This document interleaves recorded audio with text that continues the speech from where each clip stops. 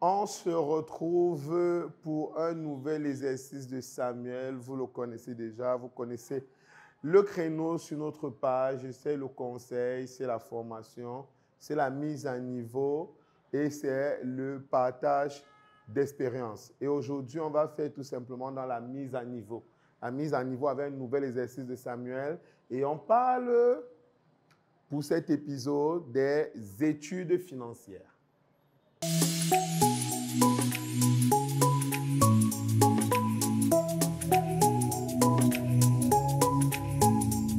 Je l'ai dit, on va parler des études financières. Les études, vous les connaissez lorsqu'on est en cabinet de conseil notamment, lorsqu'on parle d'études, ça veut dire que c'est un gros travail d'analyse, c'est un gros travail intellectuel sur une thématique qui est faite à la demande généralement d'un client, n'est-ce pas, ou même à l'initiative personnelle du cabinet pour traiter de manière ample et profonde d'un thème et le mettre sur la place publique. Vous entendez généralement parler de cabinets d'études ou même tout simplement des études à la réalité parce que c'est le cœur du travail intellectuel. On a simplement rajouté ici financière pour montrer que l'accent de l'étude va être porté sur le volet financier. Pourquoi? Parce que très souvent, en matière entrepreneuriale, en matière du climat des affaires, la plupart des études, que ce soit même des études de projet, vont tourner autour de la question financière.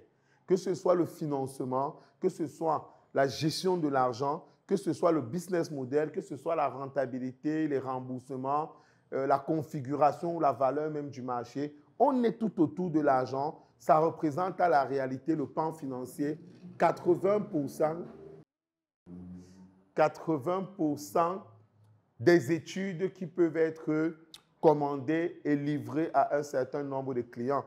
Et je veux qu'on s'arrête spécifiquement dessus parce que l'étude financière, ce n'est pas nécessairement un business plan.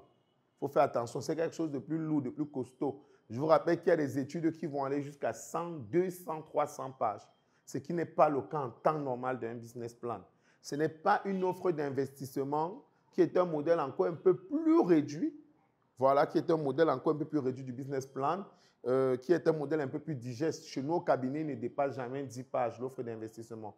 Pour une petite start-up naissante, elle vient, elle veut se faire financer sur le marché du crowdfunding. On lui montre une petite offre d'investissement, le qui, le quoi, voilà, la personne, l'activité dans laquelle elle exerce tout simplement, le fonds dont elle a besoin, le montant est connu. On découpe le fonds, on sort les parts tout simplement et on propose les parts au marché. L'offre d'investissement avec les modalités de remboursement, l'offre d'investissement est livrée, c'est 6 pages, c'est 7 pages. On parle d'une étude. Et c'est très important parce que ça va finalement cibler soit un secteur d'activité, peut-être le transport, n'est-ce pas? Peut-être les PME ou les startups. Ça peut cibler beaucoup d'autres. Ça peut maintenant avoir un projet. Ça veut dire quelque chose de bien défini. Par exemple, la mise sur pied d'une application, peut-être le lancement d'un projet de type Uber, les taxis Uber au Cameroun, et quelqu'un veut que tu lui commettes une étude financière de qualité sur son projet. C'est une étude de projet qui va prendre un versant financier très prononcé. Donc, ça peut être un projet, ici, là, c'est déjà très axé. On connaît donc le secteur, mais mieux le positionnement dans le secteur sur lequel il faut travailler. Donc, généralement, quand c'est un projet, c'est encore plus lourd et encore plus précis. Par contre, un secteur a beaucoup d'ouverture parce qu'on peut prendre tous les éléments et vous allez le voir au fur et à mesure parce que c'est vraiment très important. Ce n'est pas encore une très grande culture, malheureusement, chez nous, au niveau des PME, des grandes entreprises, de faire quoi des études de qualité où on a traité les données, où on a traité l'information de manière fine et on s'est positionné avec un commentaire, une structuration de qualité lorsqu'on livre. Alors, qu'est-ce qu'on retrouve dans une étude financière?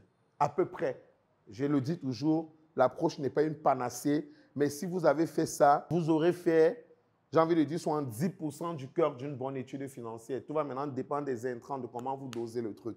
Alors, quand on va parler d'études financières, imaginons, je vous l'ai dit tantôt, qu'on parle d'un projet.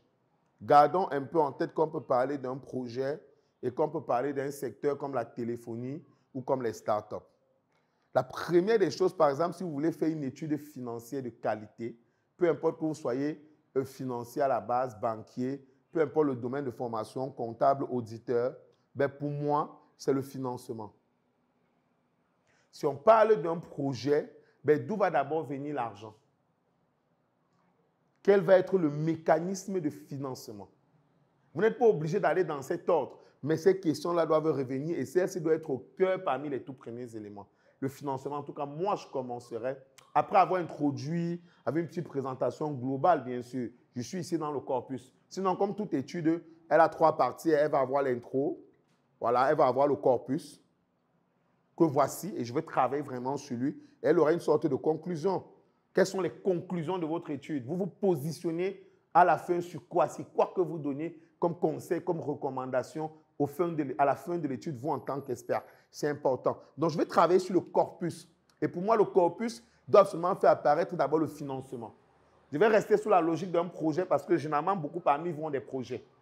Les études sur les secteurs, c'est commandé par des très gros organismes, Nations Unies et autres, ou par des très grands cabinets qui veulent faire des mensuels, des périodiques, des revues. Donc, je vais plus rester sur le projet parce que les études vont concerner les projets à, j'ai envie de dire, 75% et les secteurs seulement à 25%. Donc, je reste sur les projets.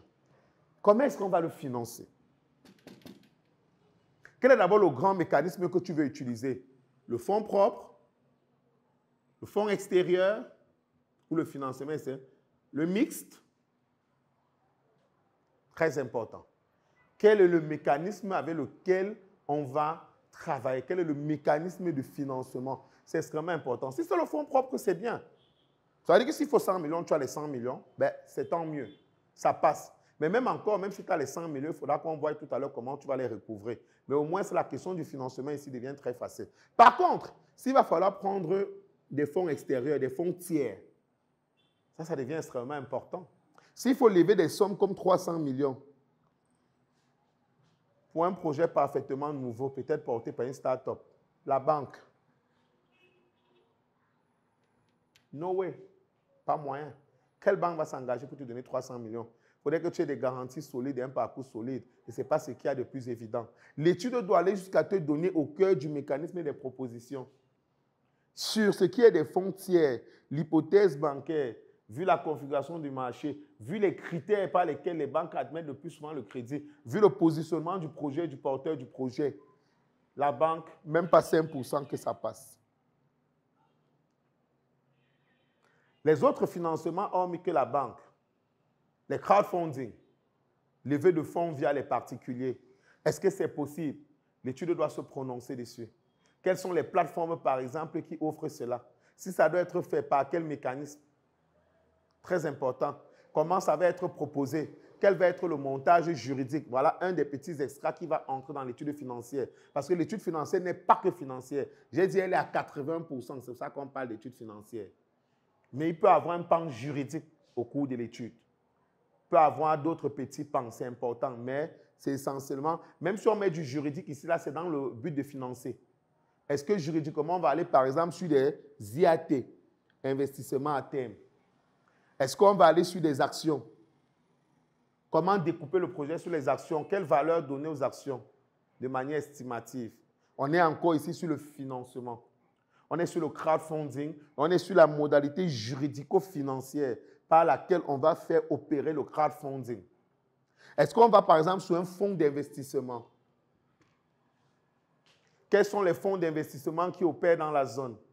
Quelles sont celles qui financent les startups, qui financent les jeunes et qui financent le secteur d'activité concerné du projet? Si le projet veut faire le taxi, le Uber, le transport, l'étude doit aller jusqu'à préciser tous les fonds possibles pouvant mettre de l'argent sur de tels projets. Que valent ces fonds? Quels sont les critères ou les conditions si on voulait monter le dossier? Elles ont financé récemment à hauteur de combien, par exemple? Et quels sont quelques projets issus de ces fonds d'investissement? Une étude doit donner beaucoup de données, permettez. Elle est lourde, elle est remplie. Je vous ai dit, ce n'est pas un petit business plan. Une étude, c'est un travail très costaud. Le client doit lire et avoir un maximum d'informations sur tout ce qu'il a comme entité, comme intrant de l'étude financière. Donc, tu me ressors ici tous les fonds d'investissement concernés et tu me donnes les différents éléments. Tu vas les dénommer, tu vas me donner leurs conditions, n'est-ce pas, d'éligibilité. Tu vas donner quelques de leurs références, quelques projets financiers, les montants qu'elles allouent souvent, peut-être le montant global alloué l'exercice précédent. Ça permet que s'il y a 3 fonds, le client a des éléments de comparaison. Et d'ailleurs, tu dois te prononcer en disant, s'il fallait choisir un fonds, voici le fonds sur lequel nous on se prononce. C'est ça une étude. Alors, si on est sur les fonds extérieurs, j'ai dit, il peut y avoir un fonds d'investissement, il peut y avoir du crowdfunding, il y a beaucoup d'autres mécanismes, on ne va pas tous les faire. Le but, c'est simplement d'abord de faire comprendre qu'au niveau du financement, il faut retenir, 1, le mécanisme qui permet de financer, 2, un élément que j'adore voir ici, là, la répartition. OK, on va financer, on va lever 300 millions, qu'on va affecter à quoi? Ici, là, on aime voir les tableaux, on aime voir les graphes, on aime voir les schémas. Qu'est-ce qui va partir dans le développement? Qu'est-ce qui va partir dans la communication? Qu'est-ce qui va partir dans l'infrastructure? Qu'est-ce qui va partir dans la formation, on peut la mettre dans le développement. Qu'est-ce qui va partir dans la ressource humaine? Qu'est-ce qui va partir dans le lobbying? Qu'est-ce qui reste en réserve? Parce qu'on ne mobilise jamais tout l'argent levé d'un coup. Qu'est-ce qui reste en réserve qui peut être déployé au cas où un de ces segments ne se comporte pas comme prévu?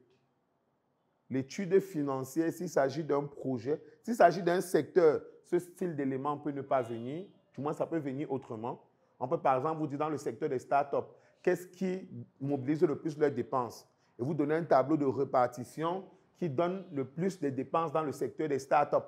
Si vous livrez par exemple une étude comme ça à la Banque mondiale, vous allez dire répartition fait des financements des fonds, n'est-ce pas, à disposition des startups au Cameroun. On va voir que le salaire, par exemple, occupe la plus grosse branche. La communication, l'autre branche. Les véhicules encore ou le matériel, ça vient à 10%. Et vous sortez généralement un cercle comme ça. Vous donnez les parts qu'occupent les grandes dépenses, la répartition. La répartition permet de renseigner sur le chemin que prend l'argent. Le chemin que prend l'argent permet de montrer l'intérêt attaché à une composante, parce qu'il y a plusieurs composantes. Quel est l'intérêt attaché aux différentes composantes? Que ce soit dans un projet ou un secteur, comme les startups. Les startups portent plus d'intérêt à mettre leur argent dans quoi? Est-ce dans le paraître? Est-ce dans le Facebook? Est-ce dans le développement? Combien de startups ont même des locaux? Soient identifiables. La répartition. La répartition va faire voir l'intérêt. Pourquoi? Parce que c'est à partir de l'intérêt qu'on sait où agir. N'oubliez jamais que le but de tout travail intellectuel qui traite de l'information financière de manière raffinée comme celle-ci, c'est de permettre qu'on prenne des décisions. C'est un support à la décision. Peu importe la nature du client qui vous le commande, qu'il soit de l'aspect public, l'État, n'est-ce pas, le parapublic, les mairies, les communes, moi je ne sais pas, les grandes agences onusiennes, Union européenne, ou qu'il soit du privé, mais alors une entreprise qui fait de l'argent, à la réalité, elle a besoin d'études pour se décider. Elle a besoin d'études pour se décider, pour implémenter quelque chose d'autre, ou pour faire peut-être du renforcement de capacité. Il faut donc pousser l'information et la répartition dans ce qu'on appelle les champs d'intérêt. Si on a parlé du financement, du mécanisme de la répartition des fonds ou du financement, tu m'attaques ça, le business model. Comment est-ce qu'on va générer de l'argent? On connaît les business models classiques. Le business model de la commission, par exemple. Ça se voit de plus en plus aujourd'hui avec WhatsApp. Je vais dans un magasin, je filme une chaussure, je mets sur mon WhatsApp. La chaussure coûte 6 000 au magasin, je la vends à 10 000. Je remets les 6 000 à la dame, je prends mes 4 000. C'est ça qu'on appelle la commission. Très important.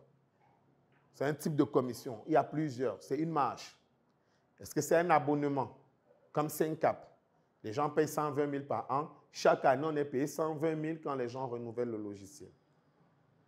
Est-ce que c'est un produit à tarif unique comme d'autres logiciels sur mode de licence? On me paye 400 000 une seule fois et j'ai vendu le logiciel. Parce que si c'est ce business model, ça veut dire que pour rester pérenne et toujours faire plus d'argent, je dois trouver toujours plus de nouveaux clients. Par contre, quand c'est l'abonnement, à partir d'un certain nombre de clients, comme 100 000 clients, si on me paye le logiciel à 100 000, presque chaque année, je suis sûr de faire 10 milliards. Vous voyez donc que le business model change même l'approche par rapport à la clientèle. Quel est le business model? Si on est en matière de véhicules, je parle depuis du transport, de l'auto, du Uber. Est-ce que tu veux faire de la location? Ça veut dire que tu ne cèdes pas la propriété des véhicules. Les gens utilisent les véhicules périodiquement, ponctuellement, vont au village, font des réunions d'affaires ainsi de suite, et te verse de l'argent, tu conserves la propriété des véhicules. Ça veut dire que tu conserves le gardiennage des véhicules. Ça veut dire que tu conserves la réparation des véhicules. Attends, fais attention. Chaque business model va avec ses entrées, mais avec ses charges. Si tu es sur la vente, ça veut dire que tu achètes, tu importes, tu dédouanes. Si ça te fait 10 millions, tu dois essayer de revendre à 13 millions, faire ta plus-value sèche 3 millions. C'est un autre type de modèle économique. Tu ne conserves pas le véhicule, tu ne l'entretiens pas, tu l'as vendu, il reste faire l'assurance, toutes les pièces, tranquille. Tranquille. Donc, en fonction des secteurs, les modèles économiques varient et tu dois toujours connaître au moins le modèle économique prévisionnel. Il n'est pas dit que le modèle économique sur lequel tu tables est celui qui va même vraiment marcher. Mais au moins, tu dois avoir un à l'esprit. Et dans une étude sérieuse, on va proposer au minimum 3 modèles économiques, 3 modèles d'affaires. Et on va expliquer chaque modèle et proposer au client. Moi, je te dis d'aller sur la location. Voilà par contre ce que donne la vente. Voilà par contre ce que donne autre modèle. Parce que même dans la vente, il y a le leasing par exemple. On permet aux gens de payer périodiquement et on espère vendre un peu plus. Donc vous voyez qu'il y a encore ce qu'on appelle les variantes dans les grands modèles. Voilà, parce que qui connaît la vente sait que dans la vente, par exemple, surtout des véhicules, sachant que les véhicules peuvent aller jusqu'à des sommes comme 40 millions. Il n'est pas acquis de sortir une trésorerie sèche de 40 millions. Il va donc avoir ce qu'on appelle par exemple le leasing. Très important. Tu dois travailler sur le business model. Quel est le business model? Comment est-ce qu'il sera rentable? Mais à côté du business model également, tu dois travailler particulièrement sur la rentabilité. Cette rentabilité est distincte du business model. Elle est distincte. Le business model, c'est le modèle par lequel on fait de l'argent. La rentabilité, c'est la rentabilité même de l'affaire dans une période donnée. Ça veut dire que tu es en train de soulever 300 millions en avril 2022. Il faudra que tu aies remboursé l'argent avant avril 2030. Ça veut dire que tu as 8 années pour rembourser, n'est-ce pas? Tu as 8 années pour rembourser tes créanciers.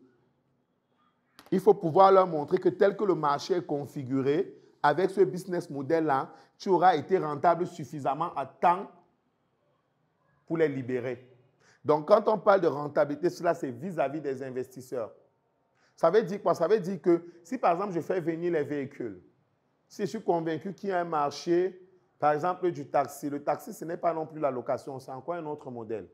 Le taxi te porte, te dépose, porte quelqu'un, le dépose, porte quelqu'un, le dépose. Donc, il est disponible. Si on prend, par exemple, le modèle du Uber, c'est encore un autre type de modèle dans l'auto par lequel on peut faire de l'argent. Il faut démontrer, par exemple, que dans des villes comme Douala et Yaoundé, qui sont les principales villes, si tu fais rentrer 2000 taxis de luxe, et que tu les mets en circulation, d'abord, est-ce qu'il y a assez d'hôtels pour les absorber? Les hôtels, les clients de qualité qui peuvent payer. C'est quoi ton tarif? C'est extrêmement important. Vous comprenez pourquoi les deux sont attachés. De toutes les façons, il faut montrer qu'un taxi par jour devrait me ramener entre sa consommation, si c'est les voitures qui ne consomment pas, ce que je paye au chauffeur et son amortissement, et le nombre de clients qu'il peut porter, parce qu'un taxi va travailler 8 heures. Il me fait 1 heure, n'est-ce pas? S'il me fait 1 heure de course à minimum 5 000, ça veut dire que pour 8 heures, il me ramène 40 000. C'est la voiture, ça peut travailler tous les jours, même si on rôde les chauffeurs, ça n'a pas de problème. S'il me fait 40 000 en un jour, en 10 jours, il me fait 400 000. En 30 jours, il me fait 1,2 million. 1,2 million, si au bout d'un mois, j'ai payé un chauffeur tout au plus 300 000, au Cameroun, c'est correct. Il reste encore 900 000. Même en comptant la carburation, si et ça, ça veut dire que par mois, un véhicule peut me donner à peu près 500 000 de bénéfices. Si je fais x 4 000, sachant que ça ne peut jamais être fait à 100%, en faisant même seulement x 2 000, ça donne combien? C'est de ça qu'il s'agit. 500 000 x 1000, ça fait déjà 500 millions. Donc x 2 000, ça te fait 1 milliard. Or, si vous m'avez prêté 300 millions et que je fais 1 milliard, je peux vous rembourser. Voilà le calcul de la rentabilité. Il s'agit de partir du principe de comment est-ce que l'activité tourne. Et c'est pour ça qu'il faut déjà avoir décliné le business model. Je suis sur un business model de taxi. Je ne suis pas en location auto, je ne suis pas en vente.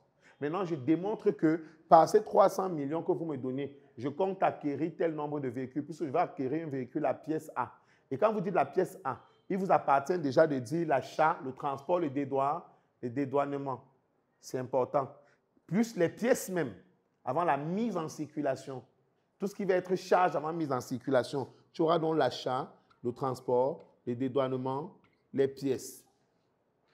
Si tu as vu un assureur de la place, il peut t'avoir déjà fait une proforma. Tu me fais mettre le schéma de la proforma dans l'étude financière. Ou qu'est-ce que la plupart des assureurs proposent? Tu fais une étude comparative. Alors ça, c'est un bonheur des études financières, le comparatif. Sur beaucoup de segments de l'étude financière, à la on va mettre du comparatif. Même le comparatif entre les transitaires douaniers, même le comparatif entre les importateurs, même les comparatifs entre les pays d'achat des véhicules.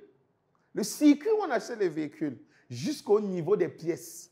Quels sont les cabinets généralement qui font les pièces, qui vont te prendre ça, faire directement l'assurance, visite technique, vignette et j'en passe. Il faut montrer le meilleur rapport qualité-prix possible. Ça participe de ce qu'on appelle l'optimisation du business. C'est marqué dans l'étude financière. Oui, la rentabilité est au cœur de votre business. C'est du chiffre. Et pour le maîtriser, 3 documents qui vont vous aider, que ce soit au début, que ce soit pendant ou alors après, à savoir si vous faites de l'argent. C'est contenu dans un paquet spécial rentabilité que le cabinet Ju met à votre disposition. Recevez un modèle de compte d'exploitation prévisionnelle, un modèle de budget afin de tout prévoir sereinement, mais aussi un modèle de business model. Plus d'1 heure de consultation gratuite avec nos équipes. Pour recevoir le 10-pack, une seule chose à faire, un paiement d'une somme symbolique de 50 000 francs au code marchand qui s'affiche. Vous faites une capture d'écran du 10 paiement que vous renvoyez via WhatsApp au numéro ou à l'un des numéros qui s'affiche à votre écran. Sous 24 heures, vous recevez votre dû. Il s'agit d'optimiser votre business. Et forcément que si la rentabilité a marché, elle te permet d'aboutir au remboursement. Comment est-ce que l'activité va se libérer de sa charge de financement de départ? Comment est-ce qu'elle va rembourser? Si elle va générer 1 milliard pour avoir pris 300 millions, est-ce qu'elle rembourse d'un coup? Ce n'est pas parce que tu génères 1 milliard que tu vas rembourser les 300 millions dès la première année. Tu n'es pas obligé. Tu peux étaler sur 3 ans. Ça veut dire que chaque année ne va supporter que 100 millions. Oui. Et tu gardes d'abord 900 millions qui repartent dans les charges, bénéfices et tout ce que vous voulez. Tu n'es pas obligé de tout évacuer. Si tu rembourses tous les 300 millions dès la première année, et avec les charges et consorts, parce que quand je dis 1 milliard là, c'est le chiffre d'affaires. Hein. On est d'accord tout à l'heure, c'est le chiffre d'affaires que je donnais, ce n'était pas le bénéfice. Donc, dans un chiffre d'affaires complet de 1 milliard, il y a déjà pas mal de charges de fonctionnement, les salaires et consorts. Donc, ce n'est pas évident, il faut faire très attention. Il faut faire très attention. Donc, il ne faudrait pas qu'à la fin, tu biaises le travail. Tu n'es pas obligé de faire un remboursement de la première année. Donc, dans ce qu'on appelle le plan de remboursement, tu peux montrer un amortissement croissant afin de te laisser une marge. On sait qu'en moyenne, il faut 3 à 5 ans à un business pour être stable. Utilise tous les 5 ans pour rembourser. Prends du temps. Vas-y doucement. Maintenant, en prenant du temps aussi, les intérêts gonflent. Parce que celui qui attend 5 ans ne sera pas payé comme celui qui attend 1 an. Il faut faire encore un jeu de calcul sur les intérêts pour montrer qu'est-ce qui est le ratio le meilleur. Est-ce qu'on propose quelque chose sur 2 ans, quelque chose sur 3 ans, sur 1 an, sur 4 ans, sur 5 ans, en fonction du niveau de rentabilité projeté? Il faut toujours garder une marge. C'est ça le rôle d'une étude financière. L'étude financière va aller creuser toutes les options et servir cela au client. Servir cela au client. C'est extrêmement important. Mais voici le cœur de l'étude financière, le dernier, la configuration du marché. La configuration du marché. Pourquoi? Parce que si tu vas rentrer dans un secteur quelconque ou sur un marché quelconque, il faut d'abord avoir les grandes données du marché. Mais si tu veux rentrer, par exemple, dans l'hôtellerie, que pèse déjà le secteur de l'hôtellerie au Cameroun? On a combien d'hôtels? La quantité, tout simplement. Combien d'hôtels? Combien de 2 étoiles? Combien de 3 étoiles? Combien de 4 étoiles? Combien de 5 étoiles? Combien de palaces? C'est chiffré, c'est une étude financière. On doit donner le maximum de chiffres et de statistiques. C'est important. On en a combien? Reparti sur quelle ville? Quelle est la valeur du marché hôtelier à Yaoundé, à Douala, à Bafoussam, à Garoua? Où est-ce qu'on sent qu'il y a le besoin? Où est-ce qu'il y a un surplus? Quels sont même les endroits de la ville? L'aéroport agrège combien d'hôtels? Quel est le jeu de marché hôtelier autour de l'aéroport? Une étude de qualité doit le préciser. C'est important. Qu'est-ce qui se passe en centre-ville au niveau des hôtels? Qu'est-ce qui se passe à l'aéroport au niveau des hôtels? Qu'est-ce qu'on a en périphérie au niveau des hôtels? On pose l'étude financière. Elle doit être de qualité. C'est un dossier, ça peut faire 200 pages. C'est pour ça aussi qu'elle coûte très cher une étude de qualité. Donc, généralement, on ne palabre même pas sur le prix pour un client qui connaît. C'est important, c'est vraiment dans l'hôtel. Et là encore, je suis sur les quantités, les répartitions, la présence dans la ville. Mais quelle est réellement la valeur de ce marché? La ressource humaine, l'emploi dans le secteur hôtelier, ça représente combien? Surtout les emplois fixes. Ça génère combien d'emplois fixes? Ça veut dire qu'en moins, tu risques d'avoir combien d'employés à avoir à charge. C'est extrêmement important. Les gardiens, les majordomes, les femmes de chambre, la réceptionniste, l'administration, les espaces de plaisance, le bar, le restaurant, le snack et tout ce que vous voulez.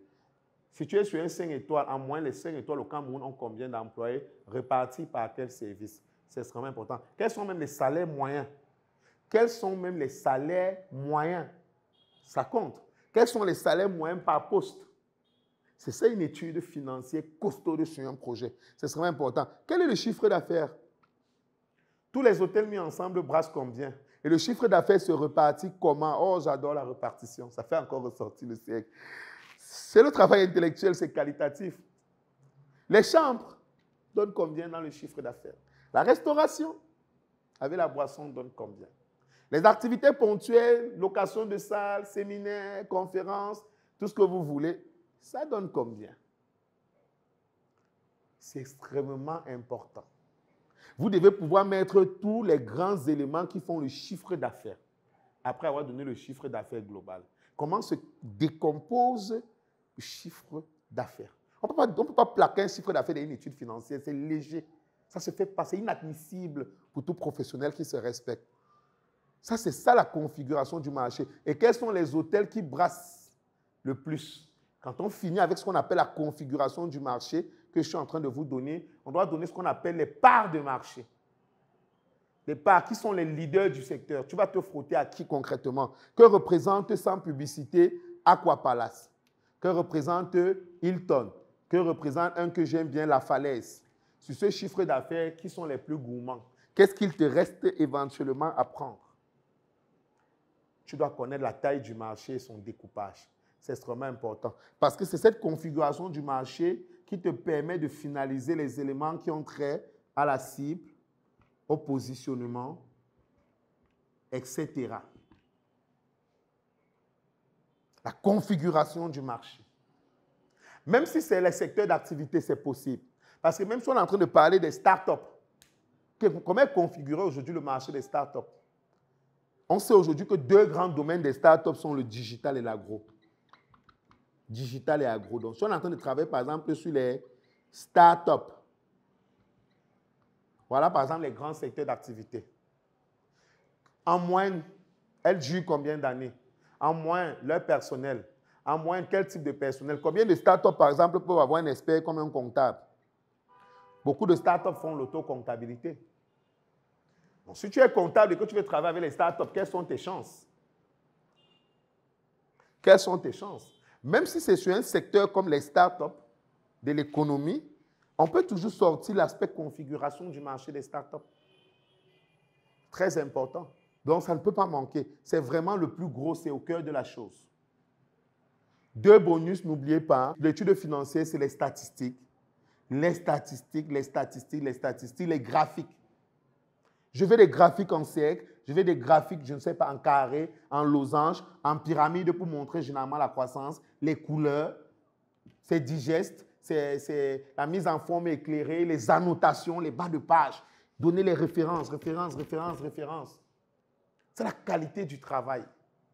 Les études financières, c'est extrêmement important. C'est dans un nouvel exercice de Samuel où je voulais m'adresser à un segment, j'ai envie de dire, de qualité, sur un travail qui, quand il est bien fait, tout aussi de qualité, mais qui reste encore un peu marginal. marginal dans notre domaine. Le cabinet juge avec ses différents services, la veille des marchés financiers, son service d'audit, son service audit et comptable, le font déjà pour un certain nombre de clients. Et pendant qu'on débriefait sur le dossier d'un client avec les équipes, je me suis dit, pourquoi ne pas livrer un exercice dessus? Parce qu'on travaillait à l'arrêté sur le dossier d'un client et on regardait les éléments, les intrants du corpus, comment est-ce qu'on allait les meubler. Et moi j'adore le travail intellectuel, vous l'aurez remarqué. Et je me suis dit, ben, je vais faire un petit exercice parce qu'il y a encore pas mal de choses à expliquer aux gens pour qu'ils comprennent que l'étude financière, c'est, j'ai envie de dire, c'est l'étude financière. Il y a des études qui peuvent avoir d'autres segments, c'est autrement. Voilà. J'ai failli oublier le plus gros bébé, un des plus gros bébés de l'étude financière, le risque. Voilà. Quels sont les risques à l'activité? La concurrence est un élément de risque. Et c'est ici qu'on va voir les éléments les plus extra-financiers dans le risque. Les plus extra-financiers. Le contexte géopolitique, par exemple. C'est très important. Moi, je sors d'une mission de travail en Côte d'Ivoire où j'étais avec un client à Séguéla, à 500 km d'Abidjan. Il fait dans la volaille et l'intrant majeur de ses aliments, c'est le maïs. Il ne peut plus avoir le maïs avec la frontière du Mali parce que vous connaissez la situation actuelle du Mali sous embargo avec la CEDEAO. Il se procurait du maïs là-bas à très bon prix. Il a dû rentrer sur le marché interne ivoirien où c'est plus cher. Voilà un contexte totalement politique et sécuritaire qui est venu toucher son activité économique. C'est ça aussi le risque. Donc le risque est généralement la portion qui, dans une étude financière, va être la plus extra-financière parce qu'il faut essayer de prendre tous les types de risques en compte. C'est extrêmement important. Mais en commençant par les risques eux-mêmes qui sont d'ordre financier. Ça veut dire ne pas mobiliser assez d'argent. Ça veut dire ne pas très bien gérer l'argent. Ça veut dire se faire étouffer par un concurrent qui, sur le même produit, sur le même segment, peut directement venir te casser. Peut directement venir te casser, estimer que je te vois venir, je ne te permets pas, je te casse direct. Ça existe également. C'est très important de prendre cela en compte. Tu as mis le financement, tu as mis la répartition, tu as mis le business model, tu m'as parlé du risque, tu m'as parlé de la rentabilité, tu as parlé du plan de remboursement, tu m'as donné la configuration du marché, le tout avec des statistiques de qualité, de l'information premium, des données très bien collectées, des graphiques bien mis en couleur, bien mis en avant. Tu m'as servi une étude financière de qualité qui me parle. C'était un nouvel exercice de Samuel, c'est la volonté de vous servir, c'est le travail que nous donnons au quotidien à notre clientèle. Si vous êtes intéressé, une seule chose à faire, n'hésitez pas. Il y a un numéro qui s'affiche à l'instant à l'écran. Vous laissez un message WhatsApp, vous l'appelez, c'est comme vous voulez. Ou vous cliquez sur le lien qui accompagne cette vidéo, vous remplissez vos données. Nos équipes sauront vous revenir et espérons vous délivrer une étude 10 sur 10. Prenez soin de vous.